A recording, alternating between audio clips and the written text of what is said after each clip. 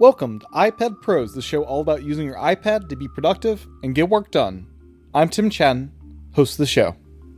More importantly, you're not imprinting. You don't have to imprint the effect on either the MIDI or the audio as you're bringing it in. You can apply it afterwards. So you can go between, you can change settings or try, oh, this doesn't sound that good with the chorus, but tremolo sounds good on this, or vibrato or phaser or whatever it might be. So it definitely gives you a lot more options and capabilities. Welcome back to another episode of iPad Pros. In this episode, we'll be diving into what you as a musician can do with the iPad. We've covered in earlier episodes the work you can do with Notion and Symphony Pro 5 as a composer, but in this episode, we will dive into apps like Cubasis 3, GarageBand, synthesizer apps, and a myriad of other tools on the iPad for creating music without dealing with the music notation end of things. For that, you can go back and listen to episodes 4 and 43 of the podcast. Jonathan Block has been recording and releasing music for over 30 years now. We discuss how his process has changed over the years and dive deep into what his workflows are for creating music on the iPad. After the end credits roll on this episode, you can hear an example of his work. He was kind enough to send me a 4.5-minute piece to include at the end of this episode. Before we dive into this extensive interview, I just want to remind everyone that you can get bonus content and episodes early either on Apple Podcasts or on patreon.com/iPadPros. This one didn't come out as early as I would have hoped, but I aim to get episodes out to supporters the Sunday before an episode releases, and many times even earlier than that. In some cases, months so. If you opt for Patreon, you also get MP3 chapter markers in each episode, which show up in apps like Overcast and other podcast clients. I really appreciate everyone who supports the podcast on Patreon or now on Apple Podcasts. It really does mean a lot, and it is very much appreciated. With that, here's my interview with Jonathan. Enjoy.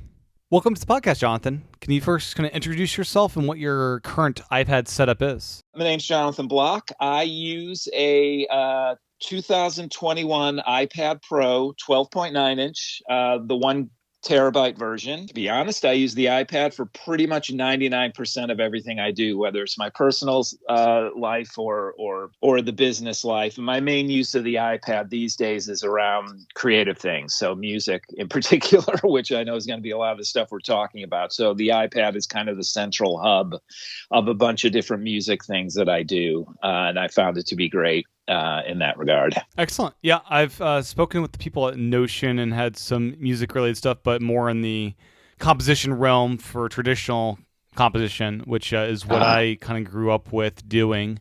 I was a music composition major, just so you have that foundations. Okay, good. I'm not as familiar with the kind of the stuff that you do with kind of, as we'll get into it, like live performance and capture, and we'll have to talk about kind of your process for the music you create. But yeah, my background is writing out sheet music. I did it by hand and Finale back in the day, and yeah. Right. So what, before we get into kind of what your process is on the iPad, what was your process for creating music before you started working with the iPad? Because you have been working in this realm for a while now, more than the 10 years the iPad has been in existence. Yes. And I was a bit of a Luddite. So, I mean, back in the day, you know, I also actually have a minor in music, so I can write as well, and I had to do that.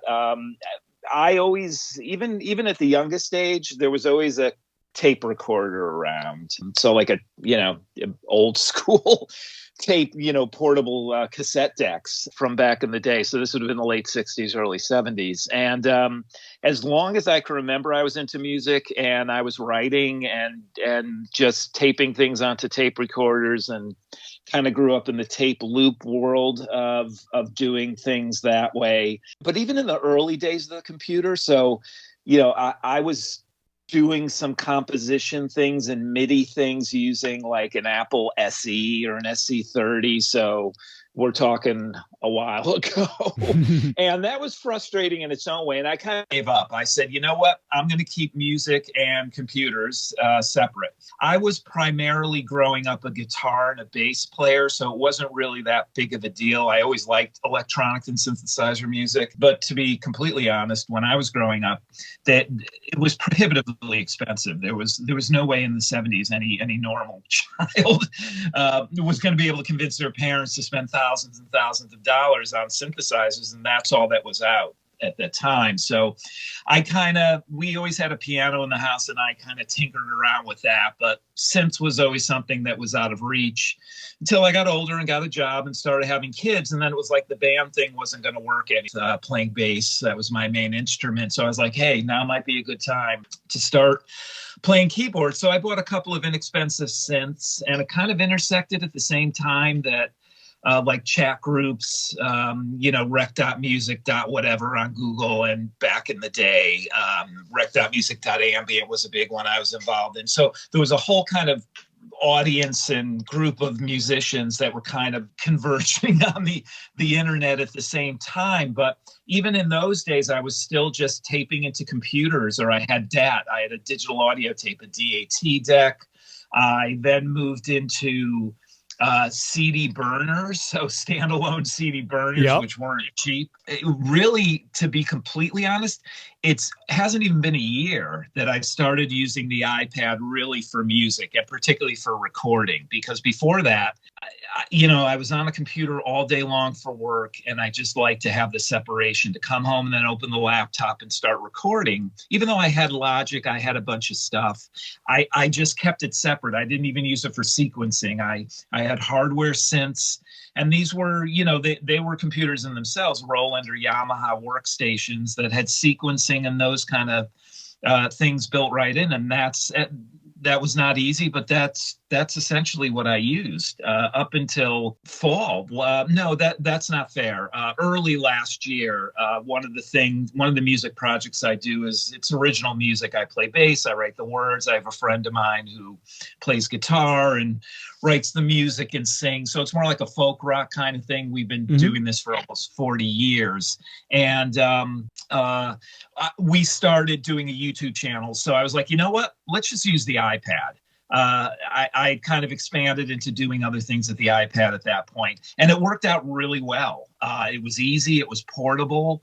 Once you get the connection part down, it really was pretty simple and easy to use. So that was last year. And then I didn't do electronic music for a number of years. I kind of burned out. In the middle of last year, I started noticing a lot of, the apps were cheap.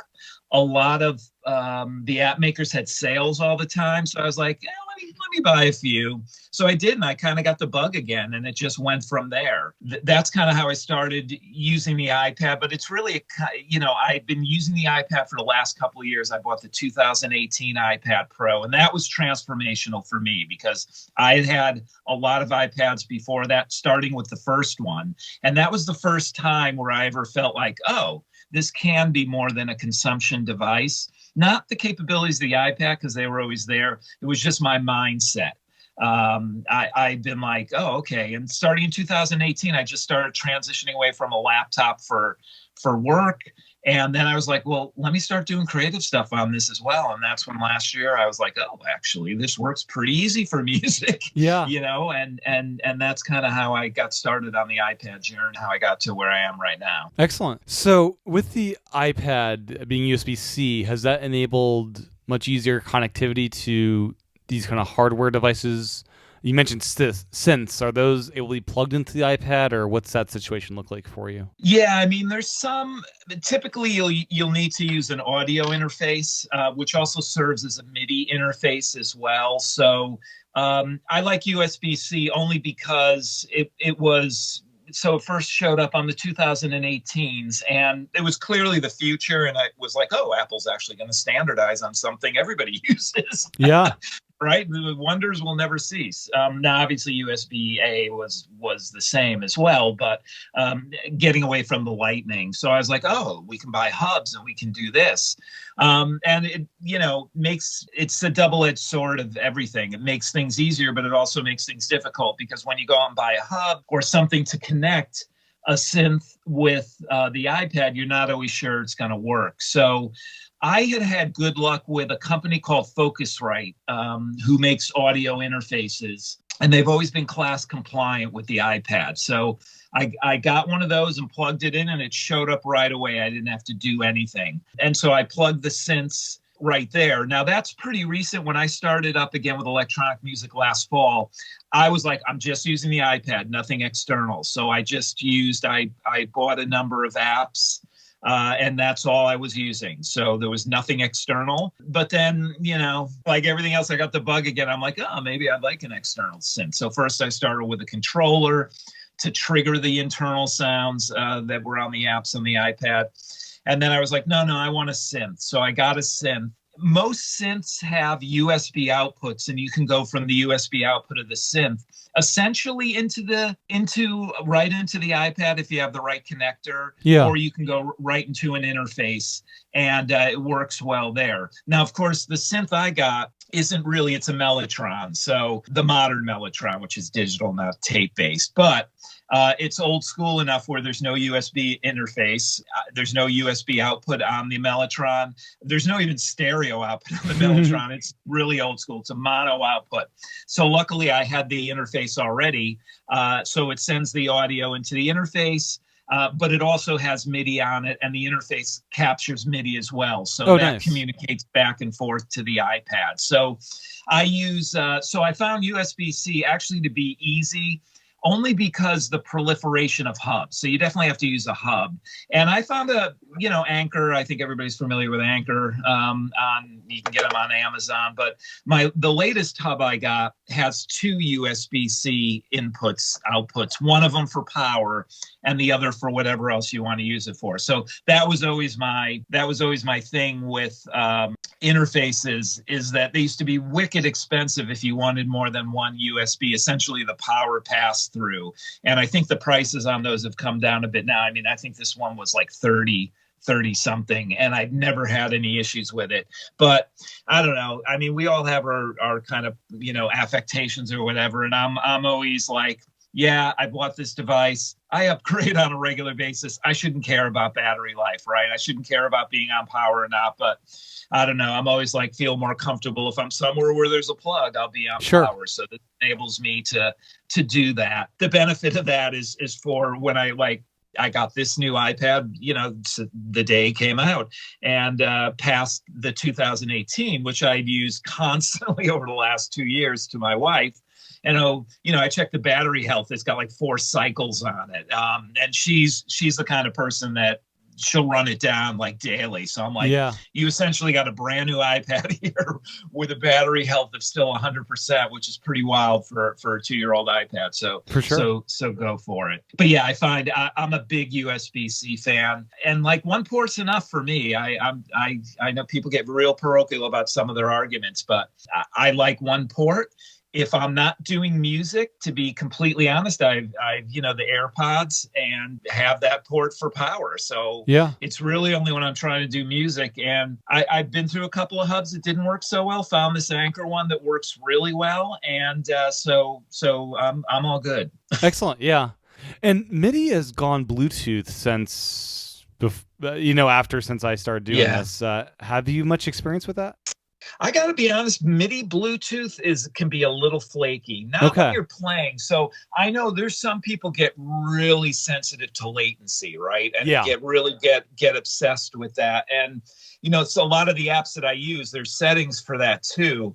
I'm not as sensitive to that when I'm playing. That kind of gap, sometimes it's a little bit of a gap. I can notice it, but not enough when I'm playing. But if I start recording, I can notice, because then when you're monitoring it, you're hearing exactly what you're playing, but it's not when you're playing it, it's when it's registering. So that's when the latency, and then if you try to overdub or something, it just all goes to pot. So the latency is an issue for me in there. So I really don't. I use the Bluetooth audio, never had an issue with, certainly when recording, but the MIDI definitely a little. And I don't know if that's because of the gear. So the only MIDI enabled thing that I have right now, Bluetooth MIDI enabled thing is a Korg controller, which is fairly new. It's not old. And I bought that to trigger the synths in the iPad. And a controller, for those that don't know, does it change the sound, like the instrument sound? So you're going from like one synthesizer sound to another? So essentially it's the keyboard part. It's the key bed with the keys, and it will send the note on, the note off, the velocity, how hard you hit the key. Okay, so it's like to the iPad. Yeah, like it looks like a piano. It by itself does not generate any sounds. Okay, so it kind of looks like a piano almost, and then you need the app to interpret what it's doing. Yeah, so if you have, for instance, like a Moog synth app, and you plug it in, you can play it using the controller. But with the Bluetooth audio, again, if I'm not listening to what's being recorded, then I don't notice any latency. It might feel a little spongy because there's like that millisecond difference between when I'm hitting the key and when the sound is happening. But when you start recording and you're monitoring actually what's kind of, being imprinted, used to say the tape, now to the drive, I can feel it. Like you feel like everything's slow, and it's a weird sensation. So I know people are really sensitive to latency. I know exactly what they're talking about, but it has to get pretty far along in the process for me to notice that. So I just go wired USB, and whether it's USB A or C or Thunderbolt, the latency is almost non-existent. So the communication protocol is pretty meaningless there, but I'm sure it will, it'll evolve like everything else. And I know, a lot of people just want to be completely wireless. It's just, I just don't think it's possible now. Yeah, it's more reliable. And MIDI USB has been around since the iPad 1, I believe. You could use that camera connection kit back in 2010. Yeah, I remember that. Yeah. And there's even MIDI wind instruments these days. I think Yamaha has this saxophone that looks really awesome, but it's rather expensive for hobbyists. Yeah, I used for about a year and a half, I used, it was by Akai. It was EWI, electronic wind instrument. And it had MIDI out. Again, that was during the period when I was anti-computer for not anti-technology, because all the synths and whatnot, but it had sounds built in that you could manipulate. So I used that. And I've seen now they sell them, like you just said. It just is, some have sounds, some are just essentially MIDI controllers. And I've been like, maybe I should try that again with the iPad. It would probably be pretty cool. For sure. Yeah. If someone is interested in like hearing a really good film composer go to town with synths combined with like real performance of real instruments, Jerry Goldsmith's my go-to example with that. His scores are like a good example of how you can do that really well. Yeah, he's done some amazing. Well, he did amazing things even before this, right? Did he do the original Planet of the Apes? He did. Yeah. That's just such a freaking amazing soundtrack. Yeah, and that was before the days of synths. So otherworldly. Mm-hmm. Yeah, there's another guy, a recent, I was just reading an article about, his name is Craig Leon. Okay. Interesting guy. I guess he produced like a bunch of punk acts in the 70s, and he worked for Sire, helped discover like Talking Heads and all this, but I guess he was a classical composer too. And he does a lot of that, incorporating synths with orchestral music.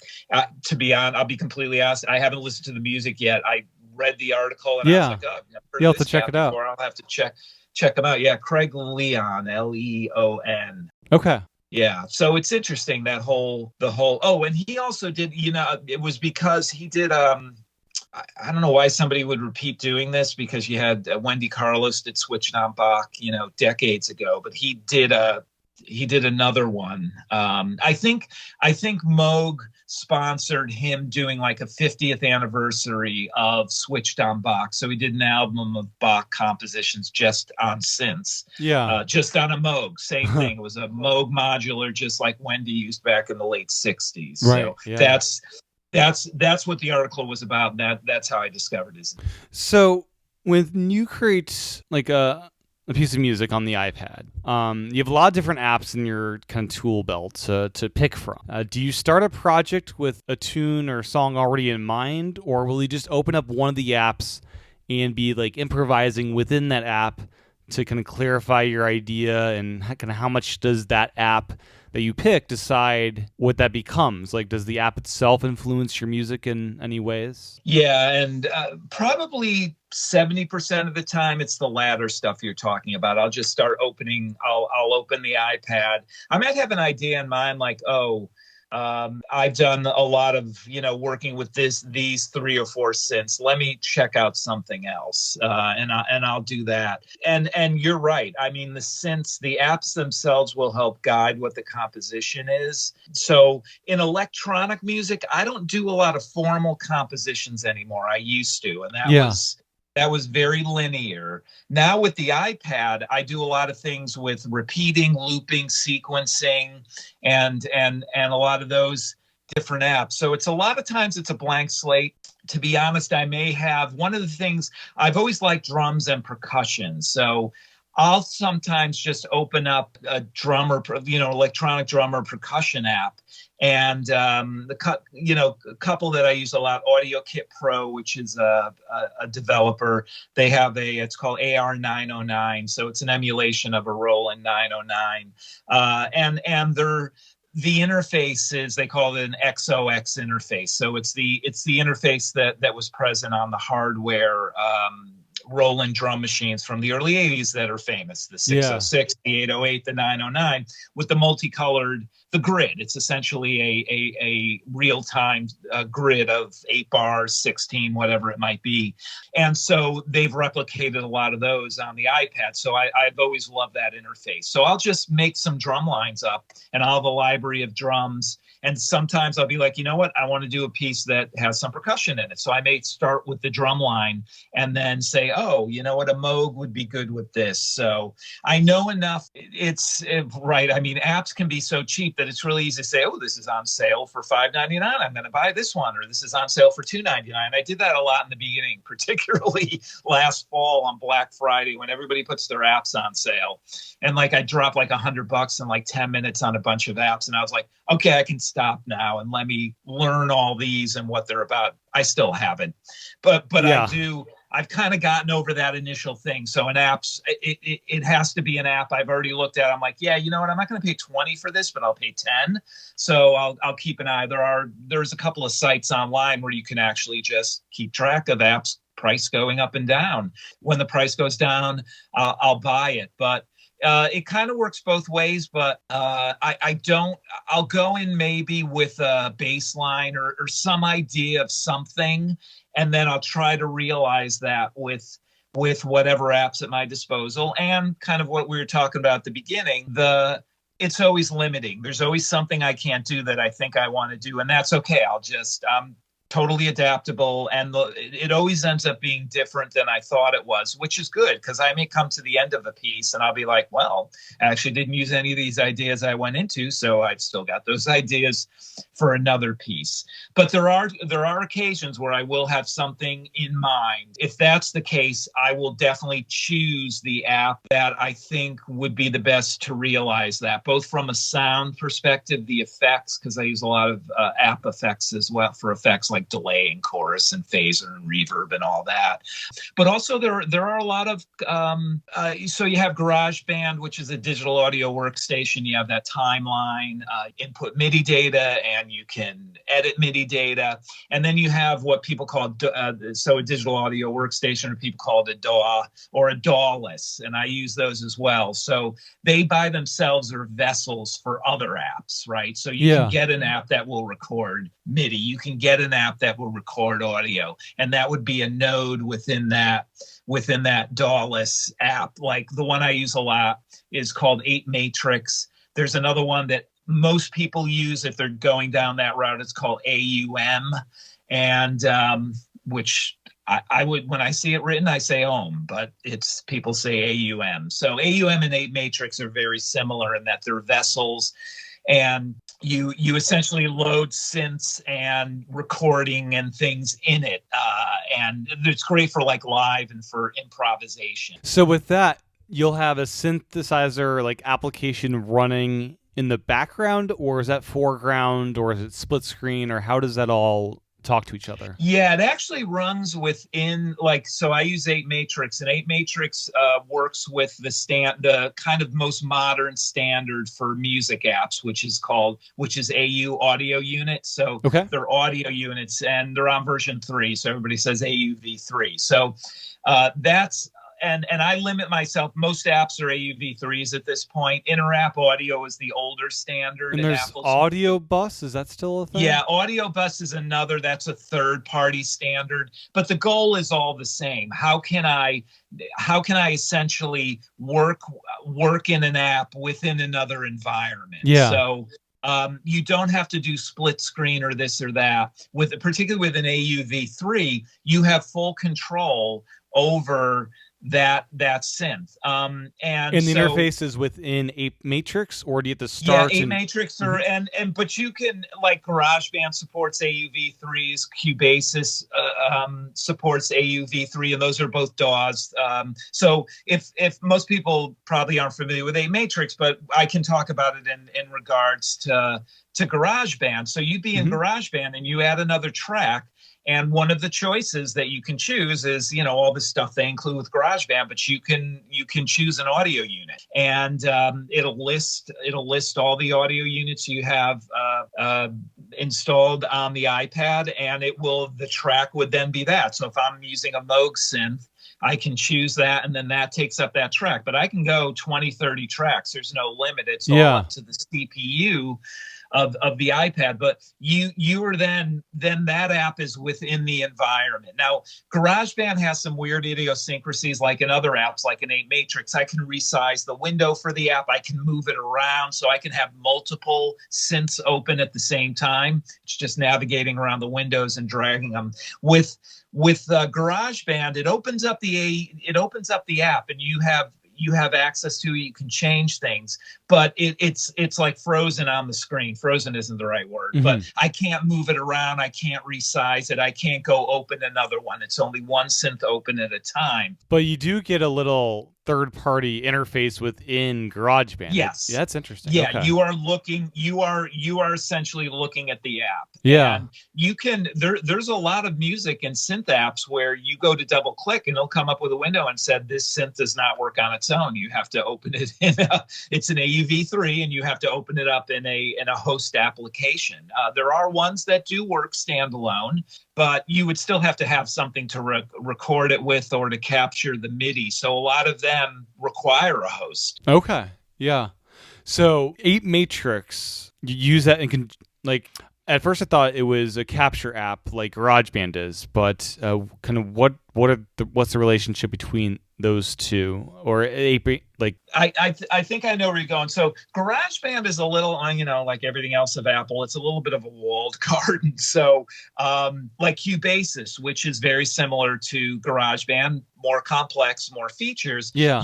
I could create a whole track in ApeMatrix, which is essentially it's a blank canvas. It looks like a matrix, and I can choose a bunch of synths and a bunch of effects, and then it's a matrix. I just go across and say, oh, I want the Moog synth to go through the reverb, and then you just click and the dot shows up, and now the Moog is routing through the reverb.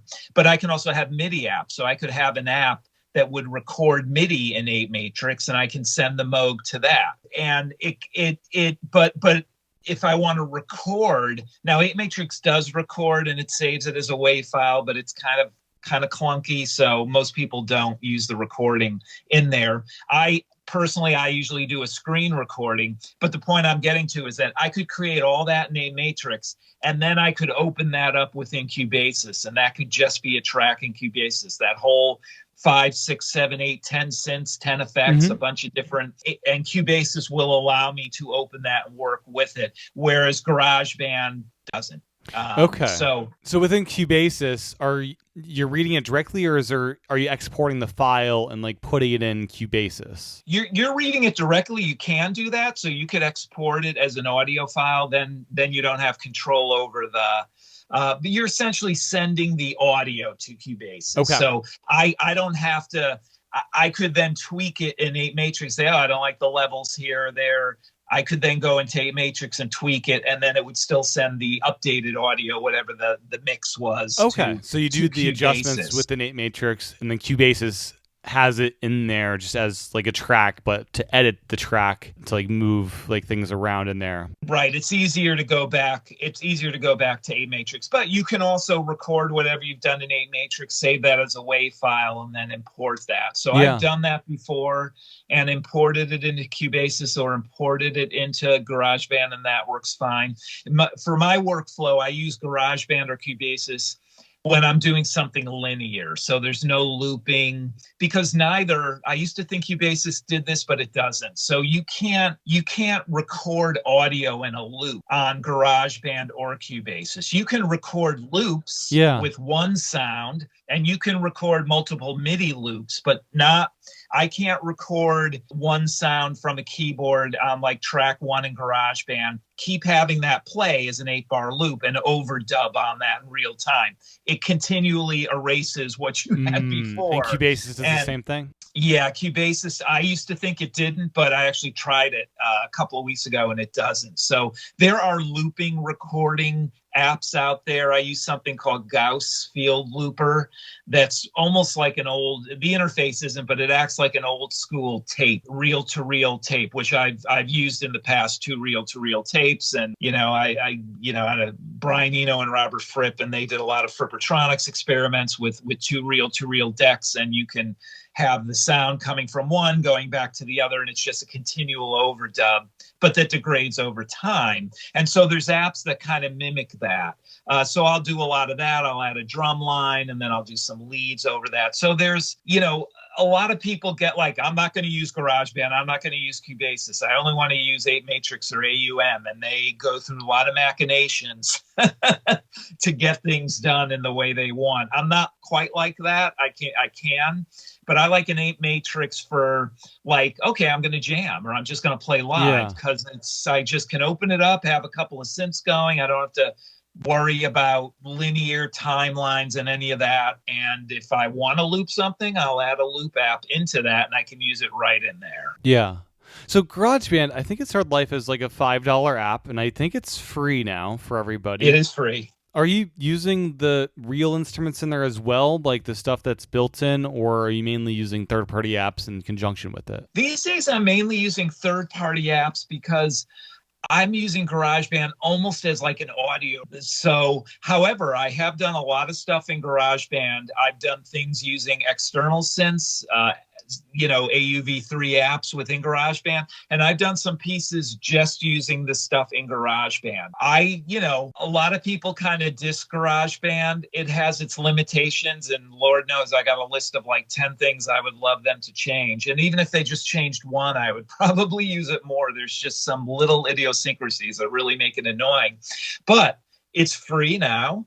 And you get a lot of stuff. It's kind of insane the amount of things that they give you. They had bought a synth company, I think it was Alchemy, they did synth apps, and they bought that. Now the Alchemy synth is part of GarageBand. So they have a full function synthesizer. The amount of tweaking and the depths that you can go at is a little limited compared to a third-party app. You can really go nuts. Mm-hmm. But they have great electronic drums. They have good emulations of real instruments. But they're continually adding more. I mean, I'll go into GarageBand and say, oh, there's a new sound pack available to download. It might be 8 new drum kits and a bunch of new loops. I don't really use the loops within GarageBand, and believe me, there's a lot of them. So a lot of people just use loops, pre-made loops that they kind of construct together to make a piece. Yeah, there's a lot of music is made like that these days. So, but yeah, I mean, I'm not.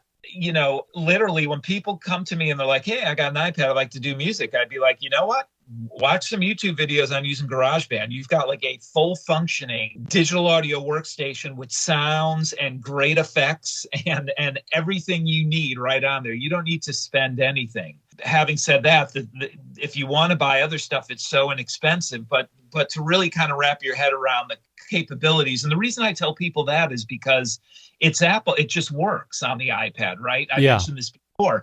I can plug an interface in. It just shows right up. It works. I don't have to do anything special. The screen recording, so I can make a great piece, and I don't need to hook it into record it externally. I can use the iPad, and it's recording it as an AIFF, an uncompressed file. It's a great quality audio file. Yeah, Logic is basically a pro version of GarageBand. Like over the years, they've made it even more so. Like if you just look at the two, it's really become that. Yeah. So if that comes to be the case, then I'd probably standardize on that for the recording and whatnot. I would still use third-party apps for synths and things, because some of them are really good, like the Moog. I keep saying Moog over and over again, but that's one company that made the great jump from hardware. They still make hardware synths. I mean, everybody knows a Moog synth, and but they've had apps, they've had iOS apps for a very long time, almost since the beginning, and they've always been phenomenal. Just the interface, it looks exactly like the hardware, the knobs work, and the sounds are there. So I could really have a couple of Moog apps and GarageBand and never need anything else. Yeah. So the app I've heard endlessly great things about is Cubasis 3.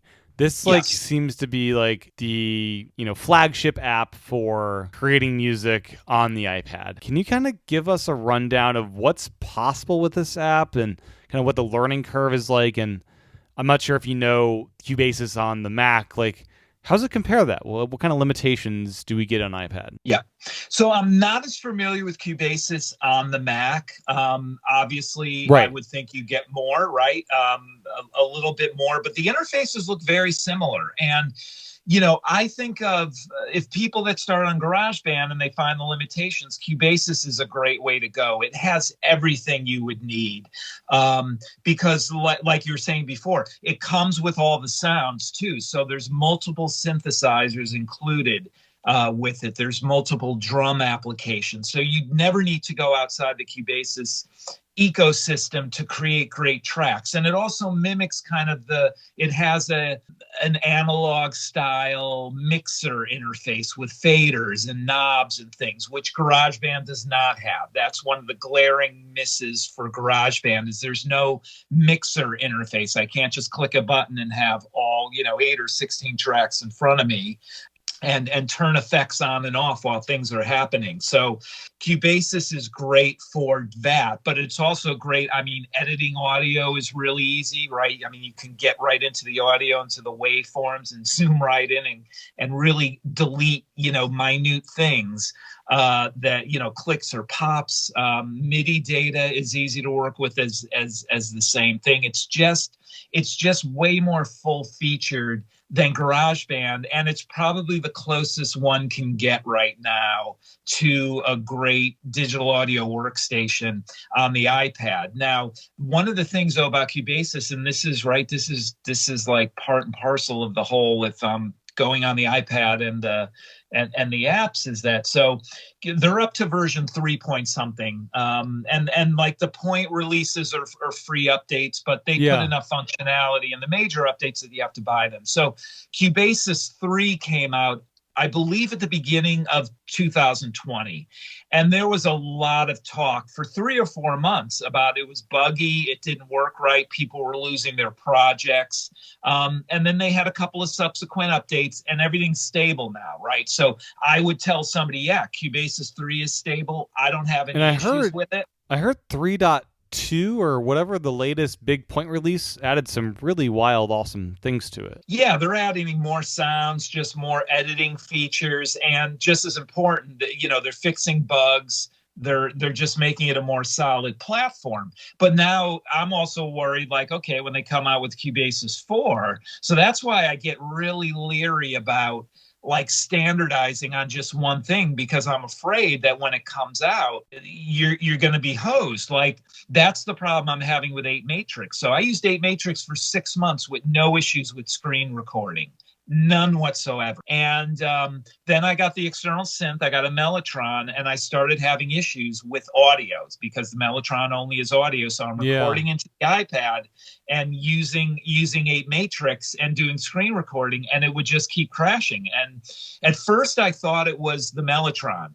I thought it was maybe it's sending some signal that's interrupting, because I should have known this, but I tried some third-party screen recording apps too, and I was having the same issue. And then I was like, duh, they're just talking to this, whatever the API is on the iPad for screen recording. So if the resident Mac Apple screen recording is not working on the iPad, a third party isn't going to either, because they're accessing the same part of the system to do that. And you're using screen recording mainly to capture the audio, or what's the purpose? But really both, yeah, because what I'll do, particularly like ApeMatrix, it'll capture what I'm doing, like I'm tapping, it'll if I open up an app and I'm changing settings, so it captures all that as well as the audio getting recorded in.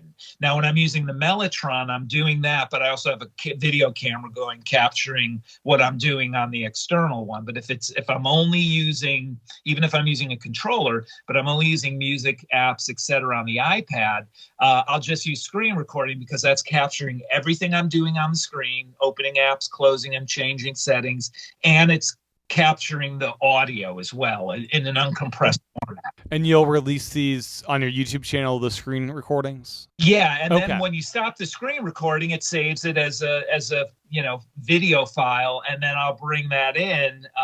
So here we go again. So I use iMovie on the iPad. That's what I do my video. A lot of people use LumaFusion. All I do is hear about LumaFusion and how great it's great.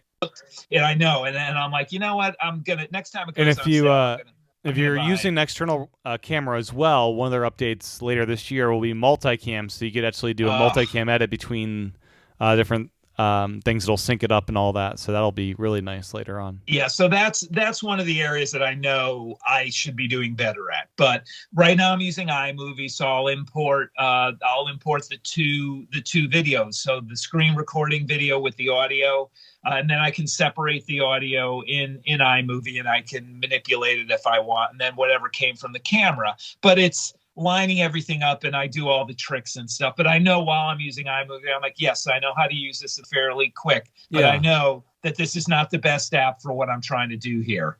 Right, yeah. So the interface to Cubasis 3, when I just look at it, they have a free version that you can download, yes. I think unlock first off, what are the difference between just you buy it outright, there's a $50 version, then there's a free one that has like a time limited usage, and then you unlock it? Is that the same exact version you're unlocking? Yeah, it's pretty much the same version. You're just, like you said, it's got a time limit to it. It also, I don't think it includes as much sounds that like Cubasis 3 does, because like you said, there's actually like three versions, right? So there's you download, it's almost like a trial version. Yeah. There's they call it Cubasis Lite, which is, you get that a lot of companies, when you're buying a hardware, they'll come with it. You can then go download a whole bunch of synth applications, and you can either download it for the iPad, or you can, for a tablet, or you can download it for the Mac. And that one as well is more limited. So although I think the trial version is actually, now that I think of it, the trial version I think is the Cubasis LE. That's their light edition. And I know it's the same look and feel. You get a lot of the same versions, but like you said, you're essentially in a demo mode, right? Yeah. So probably download the demo thing to just see if it's for you, and then go out, download the separate app, the full featured one, if you really want to get into it. Right. So and again, like I've been talking, Cubasis does go on sale an awful lot. Like I bought it during Black Friday; it was 50% off. But I think in April, the recently when they did the 3.3 release, they it was, I don't know if it was half price, but it was close. It's definitely a pricier app as far as apps go, but it does go on sale. But I got to be honest, even for the full price, it's worth it, because that's really all you need. That's really, you could get by easily with just Cubasis, way more so than you could with GarageBand. Yeah, the interface is a bit scary to me. I opened it up and I was kind of lost. Can you give us a couple of minutes on like how do you navigate this interface and make sense of it? Yeah, it is definitely a more complex interface. I think if somebody's familiar with GarageBand, then they can kind of get used to the interface. I mean, essentially on the left-hand side of Cubasis, you have everything you can add to a track and helping you manipulate tracks. And then the main window is actually the tracks, whether it's MIDI data or audio data, and you can mix and match. And then the bottom part is that changes, and you can change them all, but that changes depending on what you're doing. So the bottom part can become the mixing interface. It can become the interface for whatever synth you're working on, whether an external one or the stuff in Cubasis. And when I was first doing Cubasis, and I tell people this all the time, go to YouTube. There are so many tutorials on all this stuff. I mean, I've done some tutorials on apps too. And the Cubasis ones in particular, I watched a couple of those. I even still do for GarageBand. I'll hit a wall in GarageBand and I'm like, is this me or is this the app? And I'll look it up and I'll find a video. It might be an older version, but it'll give me enough information to know. And I just find YouTube is such a great resource. Granted, you have to commit some time, right? Because people do these 20 to 40 minute videos and it's like too much. But Cubasis, I know, does their own short videos and they're like 3 minutes long, 5 minutes long, like how to record MIDI into Cubasis or how to manipulate audio in Cubasis, how to apply effects in Cubasis. And I've seen some of those on YouTube as well. And those are really, really helpful. And there is a manual too. So, but I find just investing like 30 minutes in a video or two, and that'll give you enough to start. Yeah. Because then you'll get to a point, you'll be like, oh, okay, I'm at a wall here. You can try to help with Cubasis, which is actually really good. That's kind of one of the benefits I found between the smaller kind of 1 or 2 person app shops and the more established companies is besides, can work both ways, but I do find the online help or the help that's resonant within the app is usually of a better quality, I hate to say it, than a lot of the smaller apps. And also there's more information out there. You can just do a natural language search on, how do I add an effect to Cubasis 3? And you'll get more than enough information. So I find at least that's the way things work best for me. If I'm unfamiliar with an app, I'll go watch a couple of videos and then I'll just dive in. And as I'm hitting walls, I'll solve each of those problems. And then like anything else, all of a sudden a month later, I'm like, oh, I actually am an expert at this app now. Yeah. So with all the little knobs and stuff in all of these apps, do you use the Apple Pencil at all to make it easier to kind of manipulate some of these interface elements? I do have the Apple. I have the Apple Pencil, both of them, the 1 and the 2. I've tried and I'm not finding it any better. I don't know what that means. Yeah, I've done with my fingers. And I found one of the things I did it in iMovie for whatever reason, and it still happens. So it's not a version change and it's not the iPad, but sometimes the volume knob just won't move. And I'm like, or I can't get it to move the right way. It just gets very flaky. So I tried that with a pencil. It wasn't working better. But to knobs like a Moog synth, the Moog synths all have tons of knobs. And I'm there with my finger and I'm like, oh, well, it should be easier to use with the pencil, but it's not. It really isn't. It doesn't make. I also would have thought, because I'm sure as you know too, right? Whether it's a slider or a thing, sometimes like I'm trying to get to 98, right? And like I move it a little, it's 96, and then it's 100, right? And to get it to be the exact number you want is really difficult. I thought the pencil would be easier. I have not found that. That actually was very surprising to me. I haven't tried it in a while, but I did spend a couple of weeks like, I'm just going to use the pencil. Yeah. Because this is ridiculous. And for most things, knobs in particular, I just wasn't seeing, like, I couldn't do finer movements. It's like, okay, it's not my finger. Right. And this is kind of weird too. Like I want to use that pencil more. I keep trying to notes or things like that. Yeah. Do any of the apps you use, they're not optimized for? I know like Ferrite is what I use to edit audio Right. for the podcast, that's optimized for it. But it sounds like Cubasis and all these other apps, they're not optimized in any way for the pencil. Yeah, they're not optimized for it. And I should try it with GarageBand. I don't know if GarageBand is. You would think it is, but you never know with Yeah. Apple. But With But the yeah, it's like- with the yeah. notation apps, they have like a handwriting mode special for Apple Right. Pencil, but in this world, it sounds like it's not the case. yeah, my penmanship is crap. It's always been Yeah. crap. And I try to do notes, and I'm like, well, I'm also like, I remember when we moved to keyboards with computers because our handwriting sucked. So Yeah. why do I want to go back? And I was like, oh, I'll go in meetings and I can write or I can draw pictures, diagrams and whatnot. And I just don't find myself doing that. But I've had the Magic Keyboard too. And I don't write enough, I guess, to make a difference. I have no issue using the on-screen keyboard.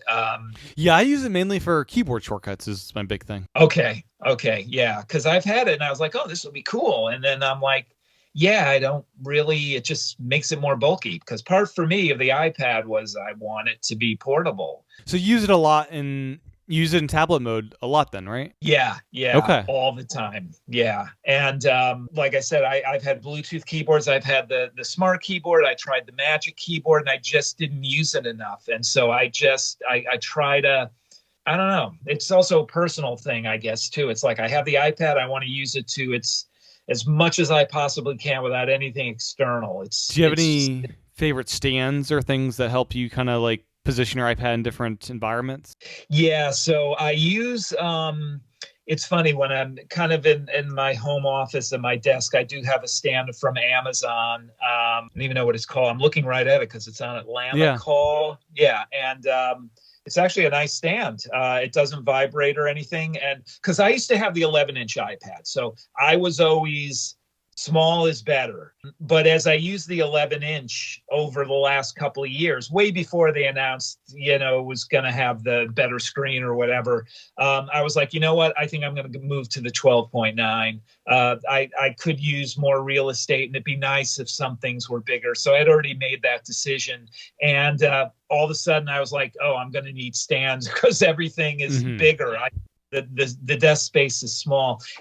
And I, as far as cases go, so I go back and forth with what kind of cases to have. Right now, I'm using one of those ZU-GU cases. A lot of people use it on the iPad. It's because it has kind of a stand built in with like 8 or 9 notches on the back, and it actually works well that way for having it on the lap, and you can have it. So it's very easy to sit on a couch on the lap with this case.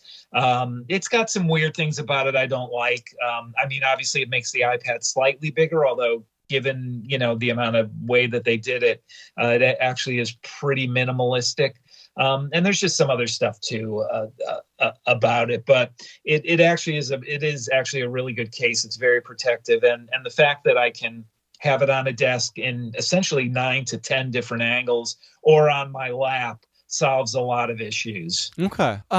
With all the synthesizer apps out there, they're replicating these real hardware synthesizers that exist in the real world, and these are a lot of knobs and things to that nature, and you're using these hardware controllers with them.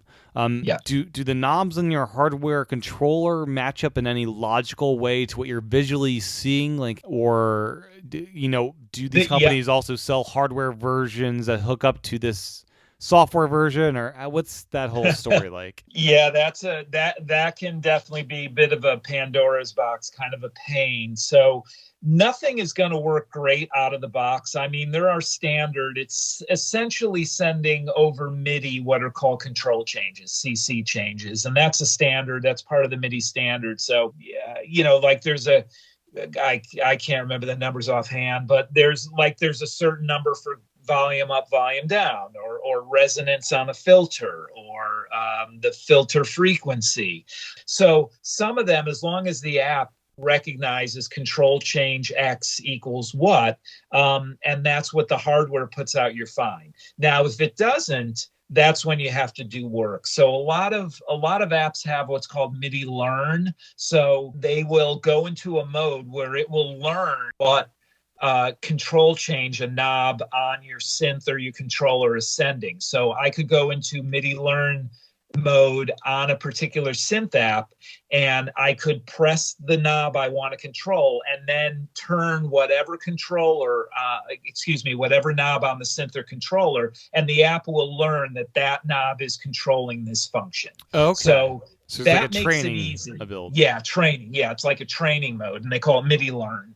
And a lot of apps have that capability, but if they don't, then it's really difficult, because first of all, you have to determine, this knob, and a lot of apps will tell you this knob responds to CC 18, so control change 18.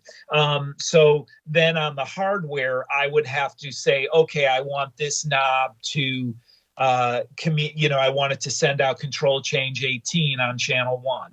And you can do that on the controller or the synth. You might have to plug it into the computer or to use some editing software, but you can do it. But it's a lot of work. And there's varying degrees. And there's no one app to rule them all, because all these companies own different sound libraries. Yeah, exactly. So you can't have like one master app and just input all the synths in there. Right. I mean, and yeah, so it's tough. I think the audio bus standard kind of takes some of that pain away, but it's more, I don't hear as much about audio bus, because with audio units now, that's what everybody uses. But to your point, so I could have a million things in GarageBand or Cubasis, but that's not going to help me, right? Every synth is a different manufacturer. So luckily, if you're like, I like this synth and I like this company and they make 5 synths, so I have those 5, you're probably going to be okay for those 5. Mm-hmm. That's another reason why it took me so long to get to, I'm going to use the iPad for music making for that, because you can buy boxes, you can buy controllers that have tons of knobs on it. You can buy just a box, a separate controller that's just knobs, or really popular ones. I don't know if you've heard of it. It's a company called Novation. It's called the Launch Key, and it's a big square with like softer plastic pads on it for like drumming and things, but you can assign those pads to be different controllers. So I could have a row of the pads for volume, but you have to go in there and program it.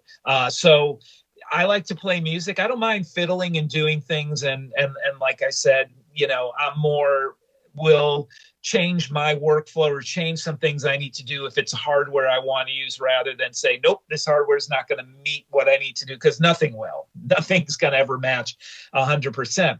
But I find that kind of stuff tedious. I'll do it for a while, and after 15 minutes, I'm like, I don't want to be programming control changes. I want to play music. So that's what kept me in hardware synths for so long, because the knobs just change the sounds right on the things. But having said that, it is worth it. Some of the apps are more standard than others, so it's easier to do that mapping. Like I said, some have the right mappings out of the box. That's few and far between. But I've done that too. But then that introduces latency as a problem for some people too. I feel like I'm turning the knob and it's not changing the right way. People get really sensitive to milliseconds, or they think they do. I don't know if it's perception or reality, but that again, that stuff doesn't bother me as much. But it's actually kind of humorous, because I remember when I was using hardware synths, and analog was still making a comeback, and people are like, oh, you need analog synths with knobs and this digital stuff. And now everybody's moved over to iPads and computers, and it's kind of the same thing. It's like, you're using that, you're not using hardware. It's people's kind of prejudices about technology and what people use. But to loop it back to what you were asking, it's a spectrum like everything else with the iPad and external apps. Some work easily, some don't, but the solutions are out there. There are hardware boxes if you want to control. You just have to go in and do the work. You have to map it if it's not mapping out of the box. Yeah, I'm trying to remember. I think it was like Blade Runner 2049. They actually had to track down this like synthesizer that was pretty rare from like the 40s or 50s that hadn't been like turned into an app yet, and it was quite the process. But each of these synths, they can sound very distinct, and not everyone will recognize the distinction. But the people that so there's like a whole thing beyond like these instruments being a unique thing unto themselves. And I don't think the iPad or the technology, it doesn't make it makes it easier in one regard, but there's still work you need to do. It doesn't take away some key things around setup. Or once you start playing and recording, then you're getting the benefits. But to get to that point can be a lot of work. Will you ever perform on just the iPad screen without the external hardware? Yes, I've done that a lot, and I've actually done things with synths and been like, oh, you know what, this week, because on my YouTube channel, typically what I do is I'll spend like a half hour or 40 minutes with doing a jam. I may have something in my mind, some apps, and I'll set all that up, and I'll record that whole jam, and then I'll post that up, and out of that will come a track, and then I'll build the track out of that, and I'll post that the next week. But sometimes after a few weeks of that, I'm like, oh, this is going to be tough, and I'll just open up the iPad, ApeMatrix or GarageBand, throw a bunch of synths in there, kind of along the lines we were talking about before, whatever I feel like doing, and nothing hardware, nothing external, no controllers. I'll record some stuff using the on-screen keyboards, because most of the synths you can have an on-screen keyboard too. Believe me, it's not the easiest thing to work with, but you can. And then I'll also use MIDI, because there's also apps that do MIDI things, MIDI sequencing. So whether it's arpeggiation or building a sequence or recording a loop and then manipulating the MIDI data. So there are a lot of ways. So you don't need to use anything external. You could just use the iPad with apps. And if you want to input notes, you can do those manually with your finger on a grid, or you can use an on-screen keyboard. And so if I'm traveling for business, I haven't been doing much of that in the last year or so, or vacation, and I have the iPad with me and I have an inspiration or I feel like doing something, it's all there. I can easily do that. And if somebody said you can never have a hardware thing again, I could definitely make that work easily and be perfectly content doing that. Excellent. Yeah. And when they eventually make even larger iPads, the keyboard could grow and scale with that. Yeah, exactly. I mean, that's one of the benefits of the 12.9 is I can make apps larger, which makes the finer movements of knobs and things even easier. And to be honest, I've never tried the pencil with the 12.9, so I should try that. But yes, to your point, it also not only makes the keyboard bigger, but even if you don't want it bigger, you will get more notes. So that's a good thing about all the keyboards that come with all these applications, whether it's GarageBand or the Moog apps or Cubasis, you can control the size of the keys too. So I can have smaller keys with a lot more notes. So you do have a lot of... so if you're a little kid, you could be probably better on the iPad in that regard. Exactly, because you can make it so you only have like 5 keys and they're really, really big. But it's amazing, once you start doing it, you can get pretty proficient on that. And I've seen some videos of people where they're only using the on-screen keyboard, and it's like, wow, that's they're doing more virtuoso things rather than just chords or they're not doing things at like 80 BPM. They're doing things at like 160 or even classical pieces, and it's impressive. It's impressive, but it's strange. It's muscle memory works for the iPad too. Like I can put I know what size keyboard, and I can put my fingers down and not really look, and I can you hit bum notes, but I can be like, I'm actually surprised that I'm playing so well on this. And that's the same thing with typing. I'm like, I don't need an external keyboard. This is fine. Yeah, it feels different, but after like 10 seconds, I'm not thinking about how it feels, at least that's for me. That's the way I think. I believe there's like pedals you can get for the iPad and that you can link them up to like changing the octave of keyboards really quickly. Is that a thing you've experimented with? Yeah, you can do. Yeah, that I haven't. I've used a sustain pedal. So, because the pedals are sending control changes. So CC messages. So it's MIDI. So as long as whatever you're using will accept CC messages, control change messages, and they're standard, right? So the sustain is putting out whatever I don't have the chart in front of me of what the control changes are, but it's standard. So you can change them. You can map them differently if you want, but out of the box, a sustain pedal is going to put out a specific control change.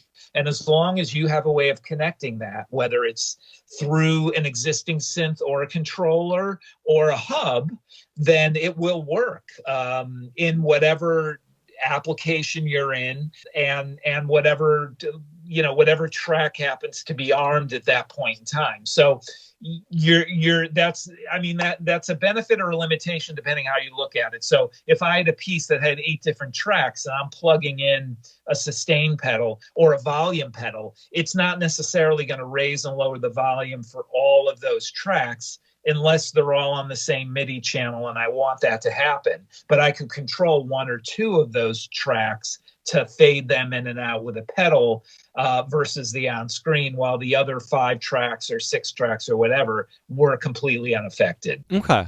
And what is the hardware scene like for MIDI controllers? Like the low end, like what's the lowest you should probably go versus the high end? When do weighted pedals start to actually get good? Weighted keys start to get good? I mean, they can get really expensive depending on, like you just stated. Is it 88 keys? Is it 61 keys? Are they weighted? Does it have a lot of knobs? Some of them even have a little screen. So you can go anywhere from, you can get a solid controller that's 49 full-size keys, maybe even a couple of knobs for $100 or less. Okay. And that's solid. That's gonna, you're talking name brands like a Korg or Novation.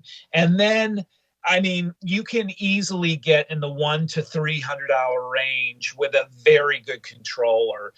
Once you start getting over $300 or $400 for a controller, I think you're getting into more esoteric, like maybe it's all metal knobs, maybe there's a screen. But then you're getting into hardware synth territory, and pretty good stuff again by known, a Roland, a Yamaha, Korg, whatever it is. And if I'm going to spend $600, $700, $800 on a controller, I would just buy a synth, because you're going to get full size keys. You can use that as a controller. Okay, so all the synths, the hardware synths, can also function as a controller. Yes, and even the one that so I have a Melotron, the digital Melotron, the modern Melotron, and no synth, no USB out, nothing. But it does have MIDI in and out and through, and it has an audio output. So I have the MIDI stuff going into this Focusrite interface, which then goes from USB-C into the iPad. So I can use that as a MIDI controller to control the synths on the iPad, because it's sending that MIDI note information through the interface to the iPad, and I can just turn the volume down on the Melotron itself, and I won't get any of the internal sounds. And the MIDI cable, is that similar to like an XLR cable if you're just doing straight MIDI that's not USB? Yeah, I believe it's a 5-pin DIN, a 5-pin DIN cable. They haven't changed since the 80s. Yeah, so yeah, I'm trying to remember back. Standard. I have had those before. Yeah, and so it's the same. And most good interfaces these days will have MIDI in and out on them, and it's still the 5-pin standard. So so I hadn't been using stuff for years, right? Hardware synths, and even when I used hardware stuff, I was still a minimalist. Like I just wanted 1 or 2. But I have tons of MIDI cables, but I got MIDI cables that are going back over 20 years, and they still work fine.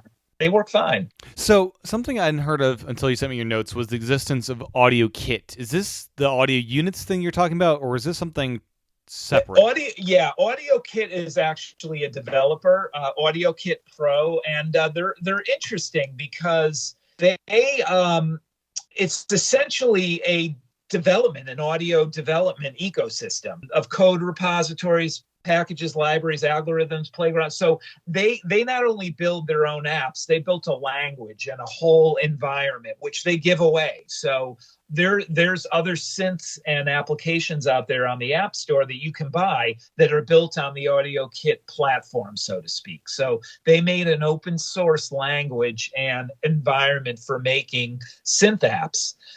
And so they do their own, which they charge. Some of them are free, some they charge like $1 or $2, and they just put the money right back into the the community around the AudioKit environment. So, but it's not a proprietary environment, right? It's an open thing. It's not like, oh, you're making an AudioKit this and AudioKit that. It's built in the AudioKit language or environment or whatever it is around the packages and layers, but it's whoever builds it, it's their own thing. So think of it, it's like Java. It's like an open language. It's like an open source language that people can use. But they also, AudioKit also makes their own. So they have a bunch of different synths. They've done a lot around electronic pianos, like Rhodes emulations. They do drum machine ones too.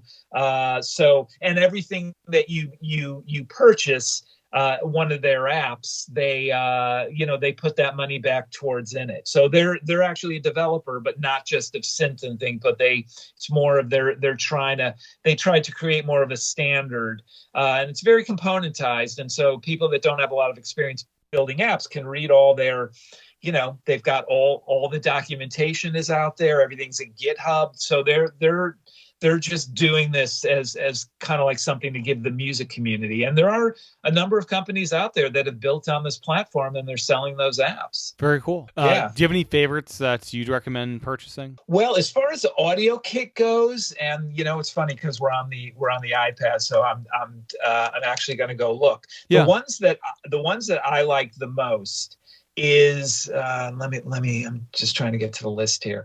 The standard one is it's called AudioKit Synth 1. So that's a free and an open source synth app that's got a lot of stuff on it. I like that. The drum machine one I had mentioned before, it's called it's by AudioKit, AR909. So that's their 909 emulation. And then they also have it's called House Mark 1. That's an electric Rhodes piano. I like that a lot. Got a little, not as, here's the other thing. A lot of their apps, they say they're limited edition, which is hilarious. And then they'll be like $1.99 or $2.99 for a month. And Sure. they jack the price up to like $300 because Yeah. they don't want anybody buying them. And people are like, oh my God, what are they doing? What kind of strategy is this? Well, they don't want to take the app off and have to resubmit it. They Yeah, just that's an change interesting the price. strategy, actually. Calling Yeah, it it is an limited interesting- edition and jacking up Yeah, the price. exactly. And Yeah. then but the price, like, you wait around a month and the price will be down. So a lot of them are like that. The AudioKit Synth 1, which is kind of their flagship, that one is not. That's around all the time. It's like $1 or $2. It's so worth it. And you could just make stuff with that. You don't need anything more than that. So I recommend that, and then I recommend the drum machine, which I use all the time, which is AR9. That's the 909. Some people have a big complaint about that one. I don't really hear it. So some people claim that because it uses samples, I guess. Some people claim that the sample for the bass drum, there's like a couple of milliseconds of silence before the drum. So there's people that rage on some forums about how could they, the app's $1.99 and people are raging like they've never fixed the bass drum problem. I can hear it. It's like there's a pause there. It's you get that with every app. So another thing that caught my eye and kind of your notes to me was event-tied effects. I've never heard of these. What are these and how to use these in your workflow? Sure. So just like you can buy synth apps, you can buy effects apps. So you could buy a reverb, or you could buy a delay, or a chorus, whatever effect you can think of. And Eventide is they're a well-known effects company that has done hardware for a very long time, and they started porting a lot of their stuff over to apps. Now they're typically more expensive than most. You can get really good effects for less than $10. Eventide ones are usually in the $20 to $30 range, but they go on sale all the time and they sell bundles. So they've done a great job. They are a little higher end when it comes to effects. So for instance, one of their reverb, if you wanted the hardware unit, it's probably like $500 or $600, or you can spend $30 to get the app. And you know what? It sounds just the same. So they did no shortcuts, and the interface looks exactly the same, knobs and the whole 9 yards. So I use a lot of their effects only because they were on sale at the time. I use other companies' effects as well. There's a lot of good effects out there. But they're, I think, one of the only hardware effects vendors that really did, took the time and ported their stuff over. But you can, there's free effects out there. You can buy multi-effects, right? So I can get something that has all the effects there. But it gets to be like, since after a while, I'm like, do I need 8, do I really need 5 different reverbs? Well, maybe 2 or 3 because they're different. And, as far as like digital delays go, well, I want something that emulates a tape delay from the 70s. Bottom line, there's a lot of choice. There's a lot of choice, and you can get anything. Any kind of weirdness you want to manipulate sound with, any kind of effect, you can get that. I have hardware effects too. I have thought about, particularly for the Melotron, because it's an external instrument, there's no effects on there, but I've been enjoying bringing the audio in real time and applying the effects to it. But I do have a bunch of effects pedals as well that I use with the bass, and I've used in the past with the guitar that I probably want to hook up to the Melotron at some point. It's noise. I'm just concerned about having anything external introducing noise, because when you're using an app, that's the one thing. And I don't really think about this, but if I think back to the old days of how I used to record and capture music, you were always getting noise too. There was always a noise floor you had in to the deal room with. You're in. Would make your instrument sound very different. Exactly. And so with the iPad and the different apps, you're definitely you have way more of a controlled environment, and more importantly, you're not imprinting. You don't have to imprint the effect on either the MIDI or the audio as you're bringing it in. You can apply it afterwards, so you can go between, you can change settings or try,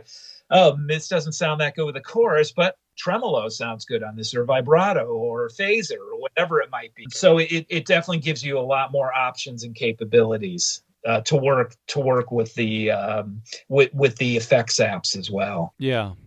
Anything else on the creation of music? I want to briefly ask about iReal Pro in a second, but I just want to make sure there's nothing else music creation wise that we haven't touched on that you'd like to. No, I think I really can't think of anything. I mean, I've talked about the way I work. I know there's a lot of people that do things with sampling, and so you can use the iPad as a sampler and capture a lot of audio and slice that up and dice it. I don't do a lot with that. I'm more of an old school synthesizer person rather than a sampler, and I never used hardware samplers either. But sampling is big, so apologies to anyone who wants more information about sampling, because that's just one thing I don't do. Gotcha. So I've used Fourscore in the past for sheet music, but you use iReal Pro. It's focused on jazz sheet music. Yeah. So iReal Pro is interesting because it started out. So you're in the music world too, so you're familiar with jazz people used to use the real book, right? It was just an easy way to have most of the standards or things that people would call out in a jam session. Yeah, because with jazz, you have these very, very short, just here's the tune, and then 90% of what you're hearing probably is improvisation outside of the main opening or ending tune. Yeah, exactly. So you might get the head, right? So you get the melody for the head, so that, and then it's just the chord changes, and that's how they skirted copyright control. Well, it's not the song, it's just chord changes. Sure. Yeah. Well, iReal Pro did that, but they also included recordings. So not the original recordings, but it was the tune. You could hear it was the tune, because the part of the app was that, I can turn the bass off if I play bass, or I can turn the piano off if I play piano, or I can turn the drums off, or if I play a horn. So it was like the play along, stuff that's always been big in jazz. Well, they got takedown notices for that. So, but the music itself, no, because it's just the chord changes. So it's essentially like getting the real book, or any of these, like Hal Leonard or Mel Bay or any of those big music publishers still put out sheet music books of like 1,000 standards, right, or 800 jazz tunes, and which is funny because there's always one or two missing that get called out at every jam session. And lo and behold, that's in volume 2, so you have to buy both volumes. Yeah. So iReal Pro essentially takes all that and just has it in an app. So it doesn't have every song. but it has a lot because I play bass. I've played bass for over 40 years. And one of the things I like playing is jazz. I will put some jazz on, and I'll use iReal Pro as the sheet music so I can follow along with the chord changes. So I at least I have a framework. But the good thing about iReal Pro is that's different than the print books that you used to have to get is you can change the key on the fly. So as you know, right? So the tune may have been written in D, but everybody in the jam session is playing it in E. So you can quickly just change the key. You can import PDFs or other file formats to add to the library. So if I get sheet music online, I can add that, and then I can make playlists. So I have a playlist that might be just 20 Coltrane songs, or a Thelonious Monk mix, or maybe I have a standards one, or if I know if I'm playing with the same group of people regularly and we just play the same 20 tunes. So it has more capabilities there. And so and I have more than one iPad. So I have the iPad Pro, but I have an iPad Mini, whatever the last one was. And I actually use it a lot on that. And I just have it set up. I have a HomePod, and I just have music going through that. And I'll just open up iReal Pro, and I'll pick a standard or a tune or whatever. And it's not just jazz. So they do have a community, and people have uploaded like the whole Beatles catalog or Pink Floyd or classic rock or new stuff or this or that. And you can import that into the app and then have it show up in the index or in the menu or as a playlist. So it's just a great sheet music repository, but it's great for jazz because it gives you the changes. That's all you need. Yeah.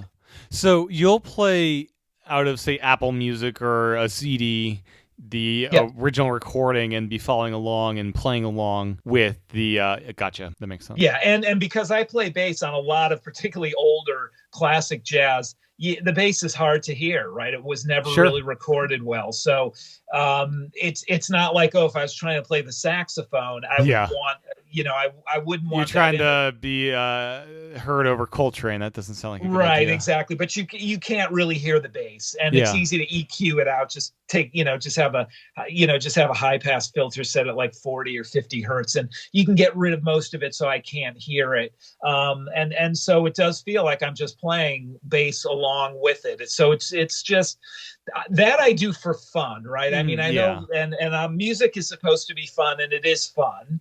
But as we've talked about for the last hour or so, it's also work. There's a lot of work with these apps, and I like doing it because I'm driven to do this, and I've done music my whole life, and I'm not stopping. But something like that is like, I just feel like playing the bass and not worrying about the output, right? I'm not doing it because I need to do a YouTube video, or I need to do this, or I'm writing a song with somebody. It's not that. It's just for my own enjoyment. I love to play jazz. I've always been like that. And that's one of the things that, once the pandemic's over, and particularly as I move on to later in my career, that's something I want to do. I want to be in I mean, they're the best gigs, play like brunches and stuff. I mean, playing during the day is the best. I'm a big fan of being able to play gigs during the day. But it's fun. It's like people walk into it like we're improvising. You're playing jazz. So I like that too. I like that aspect of it. And you mentioned there's audio within the app as well. Is there like a mode where you can just be improvising over the background playing? Yeah, and it's because they got hammered in the beginning because they were playing the melody. So there's no melody line, so you're just hearing the chord changes. Nice. So if you're familiar with the song, that's fine. For the bass, it's not as good because it's like, we're playing the changes to I Got Rhythm. We're playing the change, the I Got Rhythm changes. Yeah. That's part of like 80% of standards. So I'm like, we're playing the same changes, but it's in a different key because there's no melody. So you can do that. Like if I was playing a horn or a lead instrument, it would be great because I would have the chord changes there and I would just play the melody. Yeah, it sounds great. Because I'm a saxophone but on the bass, it just doesn't. That's why I'm like, you know what? I'm just going to throw on the recording from the 50s or the 60s or the 70s, and most of the 50s and the 60s stuff. I'm not hearing the bass when I'm playing, so it's not screwing me up. And not saying. I mean, obviously, I learned from a lot of that stuff when I was younger, but now I just want to. I'm essentially playing along with the piano, the drums, and whatever horn. Gotcha. Yeah. So let's shift away from music and What are some Sure. of the other things you do with the iPad? Just briefly, I Sure. guess, So we'll wrap up with this. Yeah, and I started when I got to 2018. I just noticed, I mean, my day job is mostly meetings. I'm in meetings 80% of the time. So I started being like, why do I have to bring a computer to the meeting? I bring my iPad. So I'd start bringing my iPad, and I was doing, answering emails and doing whatever. And I just slowly was not using the computer as much. And during the pandemic, it was like, okay, well, I'm going to use the iPad all the time. So I use the iPad for my job, but I'm not using any specific apps. Like I hate to say this, but the further I get along in my career, the less I'm having to produce that's like tangible. I don't know if that makes sense. Like it's more strategy and managing people and directing people. So I use a lot of the native. I've never felt a need to have a lot of third-party apps for these core things. So I use Mail. I don't use a third-party app. I use Safari. I've been a big fan of Notes since day one. I use Notes for everything. So because I used to write little paper notes. So Notes and Quick Notes is great for that, especially, I think. Exactly. And now you've got checkboxes, right? And reminders. And so I'm a big fan. I wouldn't call myself an Apple fanboy, but the ecosystem and the apps of the core stuff is fine. I use Pages and that stuff too. Obviously, I have to use Office for, viewing Excel and things like that. So that's fine. I have tried to make presentations in PowerPoint on the iPad. It can be done, and I've done it. It's not the smartest thing to do, and it does not translate 100%. It's more like 90%. Things will not be in the exact area. So, but it's really the core app. So for work, I use the iPad all the time for that. Then the other things is, for personal. It's still related to music, right? We were talking about YouTube. So I use iMovie a lot, and the different apps, photos. I do all photo editing on the iPad. I use this one app on the iPad. I mean, again, there's tons of, I don't use Affinity or Photoshop or any of that stuff. I do use external cameras. I mean, I'm kind of a camera head. So, and I got way into photography when I was a kid, and I got more into it again during the pandemic. So I did try a bunch of apps out. To be honest, I don't do a lot of editing. I work a lot in black and white, and the photos I can get looking pretty much the way I want straight out of the camera. And I was just using the editing capabilities in Photos. But I have been using a photo app called RNI Films. And I use that because it emulates classic film stock. So it can emulate like 20 different black and white film stocks, old school color photos by decade, or slide apps. And so that's one app that I use if I'm looking to get a specific feel that might be indicative of a specific type of film stock. So I use that a lot. And, I'm a big fan of Apple Music. So I use obviously music, YouTube, I'm on a lot. So the YouTube apps, and because I also use YouTube Studio, which is where you get all the analytics.